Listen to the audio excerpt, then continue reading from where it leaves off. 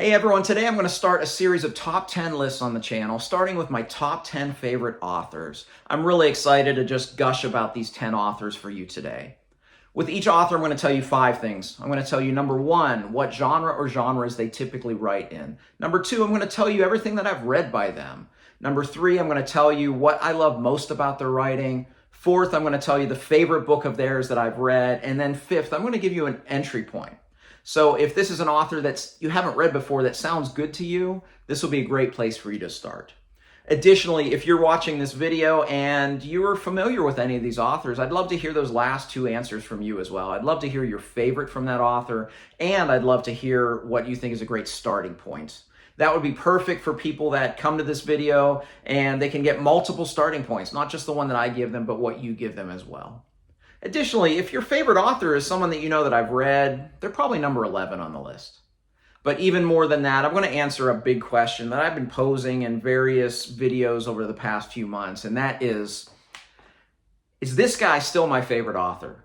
Stephen King, who's been my favorite author for probably about 30 years. Because there's been someone who's been just knocking on the door. That would be Robin Hobb. So, who's going to be number 1? Will it be Queen Hobb or Stephen King? Stay tuned. These are my top 10 favorite authors.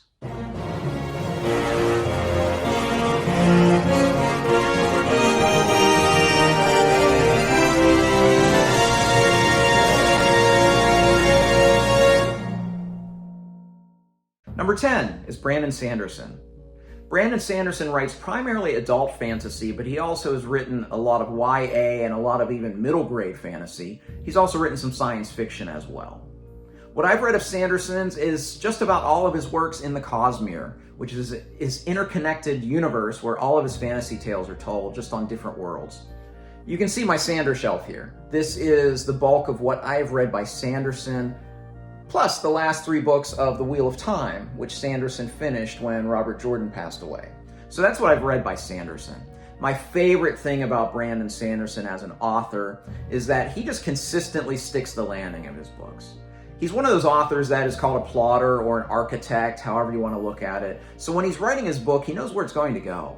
So he's just consistently good at sticking that landing at the end. A lot of times there's a lot of build up and a lot of action at the end. They call it an avalanche of action at the end, which they've called the Sanderlanche. And it just happens just about every single book. I haven't loved every book of his. Some of his I felt that kind of meandered a little bit in the middle, maybe had some plotting issues, but never at the end. He pretty much always sticks that landing. My favorite work of Brandon Sanderson's is a novella called The Emperor's Soul, which you can find in this Cosmere collection, Arcanum Unbounded, or you can find it by itself. But it's a great novella that's set in the world of Elantris and is my favorite thing that Sanderson's written. My recommendation for an entry point with Brandon Sanderson is Mistborn: The Final Empire. Now, this is the first book of a trilogy, but with Sanderson, it's kind of hard to find books that are not part of a trilogy. And I think the standalones are not the best place to start. I think this is a great place to start, but even though it is the beginning of a trilogy, this book does have a good degree of finality at the end, so that you could technically stop after this first book and have a satisfying conclusion to your story. I think it's a great entry point to the works of Brandon Sanderson, one of the masters of modern fantasy. Number 9, Ken Follett. Ken Follett has written primarily in 2 different genres, historical fiction and thrillers. I have read only these 5 books that you see before you. These 4 works in historical fiction, which are centered around the Pillars of the Earth, and then just 1 of his thrillers. So I have a bit of a ways to go with my Follett journey because he has published, I don't know, probably about 30 books. My favorite thing about Follett is these historical fiction novels, which is the bulk of what I love about him so far in my journey through his books. They are impeccably plotted. Because Follett kind of cut his teeth as an author of thrillers, he knows how to plot a book. So you can read one of these 900-page books and they're, dare I say, they're fast-paced. They don't slow down at any point. They're always moving forward because he is so good at that. It's one of those experiences that you get to page 700 and you can't believe that you're that far into a book. Now, as for my favorite Follett book and my entry point for Follett, they're one and the same, and that is Pillars of the Earth. Many consider this his magnum opus, so you might as well jump in and read the finest book that Follett has written. but it's also one of the finest books I think I've ever read. When I get around to a top 10 list of favorite books, this will be a top 5 for sure. This is historical fiction, and it's set in medieval times and deals with the building of a grand cathedral in this village in England. And it is fantastic. It's one of the most universally loved and well-revered books that I've read. And I hope that if you decide to read Follett, you do pick up Pillars of the Earth, and I hope you love it as much as I do. Number 8, Haruki Murakami. Now, Murakami is a hard author to nail down to a genre, because most of his books are a kind of magical realism that I call magical surrealism, because he takes such disparate elements, throws them together, and somehow makes it work into a cohesive narrative. I don't know how that works. But he's also written some works that can be considered literary fiction, but his brand of magical realism is the bulk of his works. I've read 13 books by Murakami, or 12, however many are right here. And this is probably about half of Murakami's output, so I do have a good grasp on him as an author. I plan on reading all of it, I just don't want to cram it all together. Although I will say that when I first discovered Murakami, I read about 10 of his books in about 2 months because I was just deeply connected to this author. What do I love most about Murakami? Murakami's books do something for me that no author does. I swear they hypnotize me, because I'm always so engrossed, so enthralled, mesmerized. Add your own adjective there. That's what I feel when I read a work of Murakami. So in my real life, I'm someone who, I'm never late for anything. In fact, I kind of have a little phobia about it. I was 10 minutes late to an appointment because I was in the middle of a Murakami book and I lost track of time. I don't know any other authors that do that for me like Murakami does. It's just this mesmerizing narrative style that just sucks me in. My favorite work of Murakami is 1Q84, which is a riff on George Orwell's 1984 and is this strange, magical, surrealism, science fiction type of tale. I think a good entry point, though, is Norwegian Wood. That's where I started my Murakami journey. Now, this is not a work of magical realism. It's more a work of literary fiction. But it introduces you to the way that Murakami tells his stories. And this is a book that thematically just has so much. It's a coming-of-age tale. It's about loss of innocence. It's about friendship and love and life and death and mental health. It's such an amazing book for such a thin volume. So that's my entry point for Murakami. I hope you love him as much as I do. Number 7, Kate Atkinson. Now, Kate Atkinson is another one of these authors on this list that I love, despite my only having read 5 of her books. But as an author that's written in a wide variety of genres, I've experienced most of them up to this point. She is an author of literary fiction because her books do have literary merit. She also writes historical fiction. She also writes crime fiction. And oftentimes, a lot of those are mixed in with one another. The thing that I love most about Kate Atkinson is these are books that when you finish them, you think about them. And for me, those are the books I love most. As much as I read over 100 books a year for the past 5 years or so, there are a lot of books that weeks, months, years later, I barely remember because there's just not enough there for me to think about. Some of Atkinson's works I think about daily, despite not reading them for almost a decade. Atkinson is one of those authors that just makes you think about what she's written. For my 2 book recommendations, I already did a dual review of these, so if you want to hear more about Kate Atkinson and these works, check out that dual review. I'll put it up here. But my favorite work of Atkinson's is A God in Ruins, and the entry point for Kate Atkinson's work is Life After Life. I talk about both of those completely in that video. Please check that out. The dual reviews don't get as many views, but it's 2 of my favorite books of all time, and one of them may be my favorite book of all time. And if you've read more Atkinson, because I've only read 5, I'd love to hear maybe a different entry point that you would recommend. Number 6, Bernard Cornwell. Cornwell writes historical fiction, and historical fiction of the action-adventure type. So if you like a fast-paced, adventurous type of tale, set in different periods of time in our history, Cornwell's the man for you. I've read 12 works by Cornwell, which include the Warlord Chronicles, the Grail Quest trilogy and its sequel 1356. I've read the Starbuck Chronicles and one of the standalones at this point. And that is maybe 1/4 of what Cornwell's written. He is a highly prolific author. So even though I've read a dozen works by him, I feel like I've only scratched the surface. What I love most about Bernard Cornwell is his action sequences. They are second to none. In fact, George R.R. Martin and John Gwynne both have said that Bernard Cornwell has been their inspiration as the apex of who can create the best battle sequences.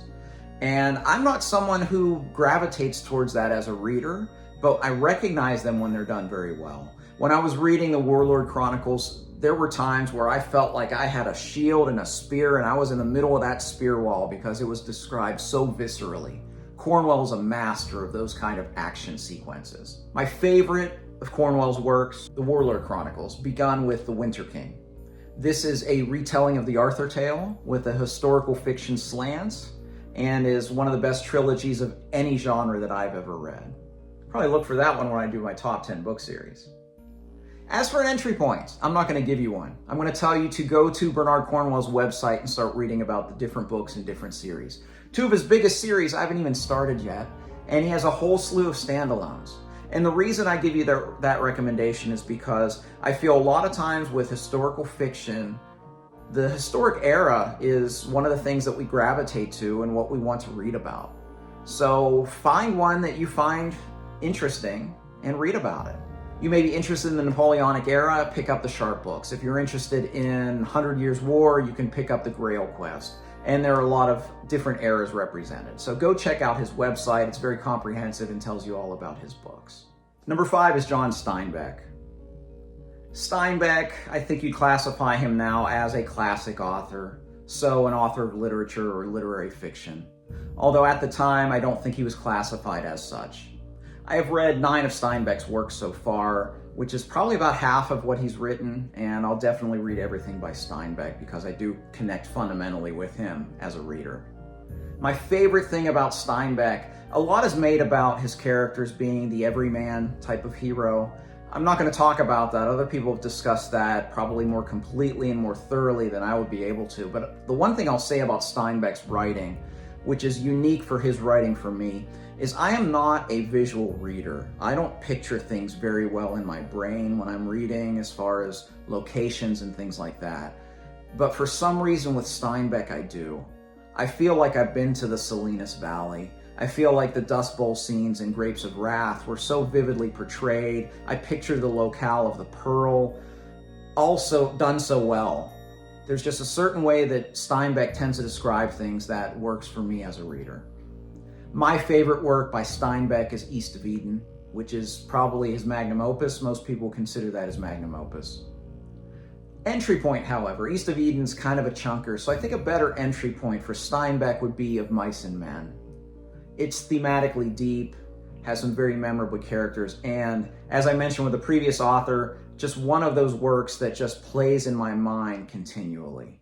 Number 4, Michael Connelly. Yes, I'm sitting on the floor. I didn't want to have to move all these Connelly books up to the upper shelf so you can see them. Michael Connelly writes crime fiction, and I've read everything by him. You see all of his books behind me here. Connelly, what I love about him is he is the most consistently great author I've read, regardless of genre, even more so than the names on top of this list. Let me give you a little floor and ceiling analogy. We contrast him with a Stephen King. Stephen King's ceiling is sky high. 10-point scale, he'll give you a 10. But his floor isn't very high. His floor is like a 2. He's written some duds in there. As much as I love King, he's got some stinkers of some books there. Not Connelly. His ceiling may not be as high. His best book may be a 9 out of 10. But his worst book's a 6 out of 10. And that's what I love most about Connelly. I read a lot of crime fiction like 15 years ago, and Connelly is the one that stuck with me because he was so consistently good. That's what I love about Michael Connelly. So my favorite work of Connelly's is the one you see on the top shelf there, The Poet, which follows a journalist trying to catch a serial killer. Where to start with Connelly? Literally anywhere. Connelly's books are basically standalones, although there is a little bit of a sequential narrative. Each book is self-contained, so you can start anywhere. You can do what I did. I read 4 or 5 of them at random and then just went back and read them all chronologically. So with Connolly, you can literally go to your bookstore, see what they have. You can pick up, if you want to read about an LAPD detective, you can pick up a Harry Bosch novel. If you want to read about a courtroom drama, you can pick up a Lincoln Lawyer novel. You can pick up one of the new ones with Renee Ballard, a young female protagonist on the LAPD. So there are lots of entry points for Connolly, and the only thing I can say is it doesn't matter where you start because they're all great. Number 3 is Joe Abercrombie.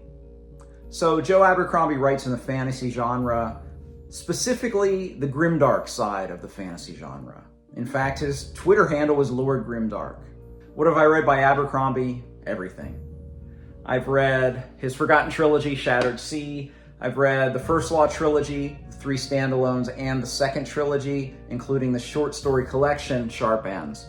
And the 2 things, I'm going to give you 2 things about Abercrombie that I love. Number 1 is, of course, the characters. Everybody talks about Joe Abercrombie's characters. And I have to mention both of these because character is actually not my number 1 reason for loving Abercrombie. It's number 2, but I have to mention it because I quote his characters in real life. And I don't know if there's any other author where that's the case. You've got to be realistic about these things. The second thing about Abercrombie, which is my number 1 thing I love about Abercrombie, is he has one of the most unique narrative voices that I've read. He is unlike any other author that I've read, and it's not just his ear for dialogue, his way of presenting this grim world, infusing humor into it. It's just a very unique reading experience. Because of that, I also see how some people don't connect with Abercrombie. His prose is very different, it's very stylized, but I think it works superbly. And reading an Abercrombie book is like no other. So my favorite Abercrombie book is The Trouble with Peace, which is the 8th of the 9 books in the First Law, or the 2nd book of the final trilogy. I think it's a perfectly plotted book that just surprises you along the way. I think the best place to start with Joe is to start at the beginning.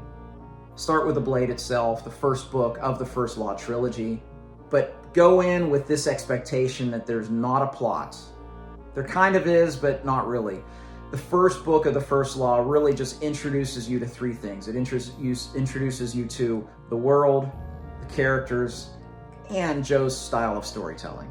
And it sets up the rest of that trilogy superbly, which the one thing everyone says about the First Law trilogy is characters are memorable and it'll surprise you. Number 2, Robin Hobb. Robin Hobb writes in the fantasy genre, and she writes very specifically character-driven fantasy, which is now my favorite because of Robin Hobb. I have read everything in the realm of the Elderlings, which is the 16 books of 5 interconnected series, plus some novellas. I have a little bit more to read where she wrote as Robin Hobb, but that's her pseudonym. Her real name is Megan Lindholm, so I have more of her catalog to explore as well. But I'm somewhat taking my time because I do love this author and I do not want to just speed through all of it and have nothing left of hers. What do I love about Robin Hobb? Literally everything. I love that she takes her time with her plots. I love that she really fully invests you in her characters, oftentimes in a way that you don't realize you're fully invested in them. I love the thematic depth, and I adore her prose, which everybody talks about her writing style being of some of the best that there is. Of course, I agree with that. So if I love everything, why is she number 2? Have to address that elephant in the room. Simply because I've read less than 20 of her books and I've read about 80 of Stephen King's. So that's why we'll talk about him in a minute. But she's still nipping on his heels. That argument isn't done yet. My favorite book by Robin Hobb is Assassin's Fate, which is the conclusion of this big Realm of the Elderlings story. It is one of the most moving and emotionally satisfying things I've read in my lifetime.